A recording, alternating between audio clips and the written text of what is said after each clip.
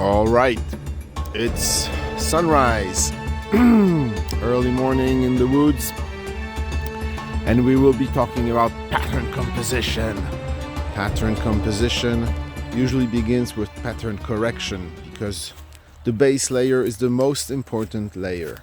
So we have a good example here, this Soviet Berezka KGB Spetsnaz whatever camouflage that has such a nice green color, very vibrant, vivid green color, but the gray transparency spots, well, they are very useful under the canopy, but here in the against the vegetal facade they are counterproductive.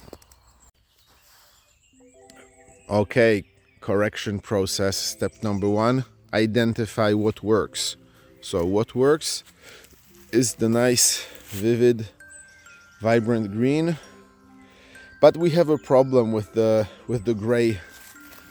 gray spots here, and maybe we want to correct this because we want more positive space performance. So we see that we have a brown background here, brown here, so we want to put some of that brown on the suit.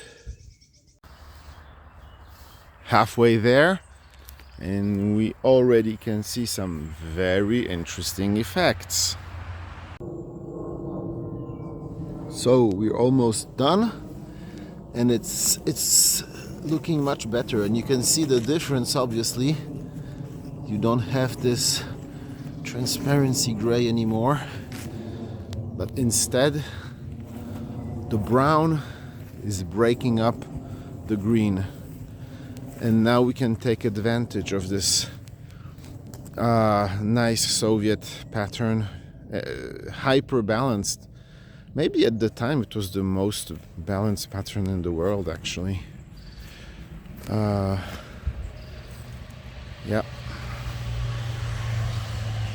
looking good. Okay, so it's done, and you see the difference. You understand that you have to correct, which means remove what does not work and preserve what does work. And the reward is a good base layer. And only now does it make sense to add 3D elements and lighten up the suit. It's getting nice, and you see obviously the difference between the left leg with 3D and the right leg without, and it's in full effect already.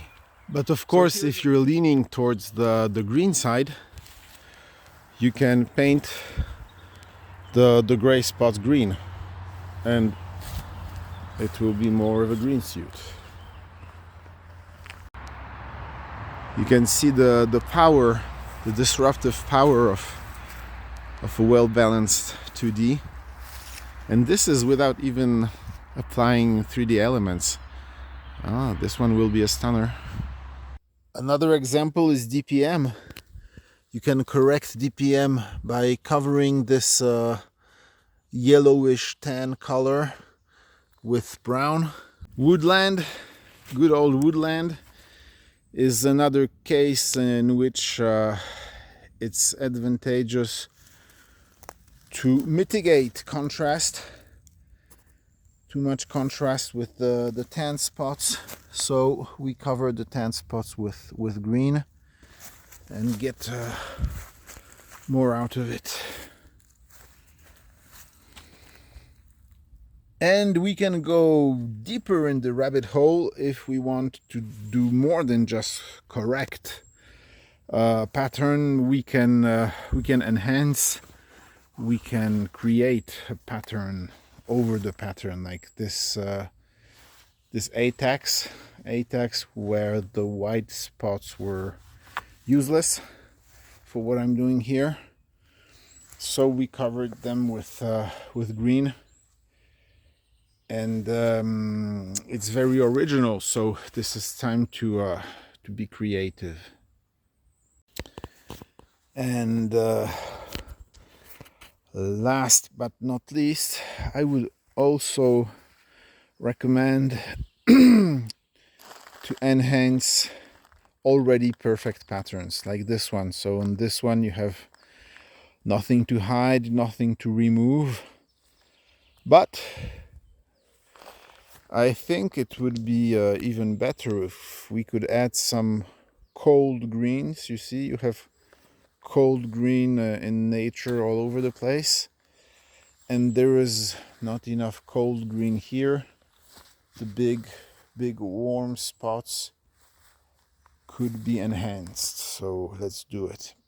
SpongeBob will give us a helping hand in this enhanced process. So you know, once the paint gets dry, the sponge gets stiffer, which means that it will print a more crisp pattern. So let's take some cold green paint.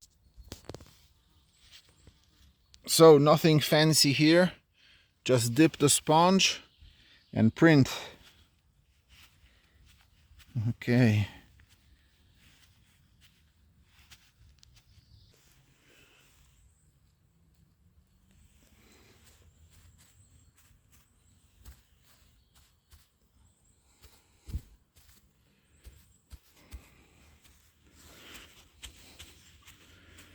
And now let's see the difference. You see, it already makes a difference. The pattern looks more complex.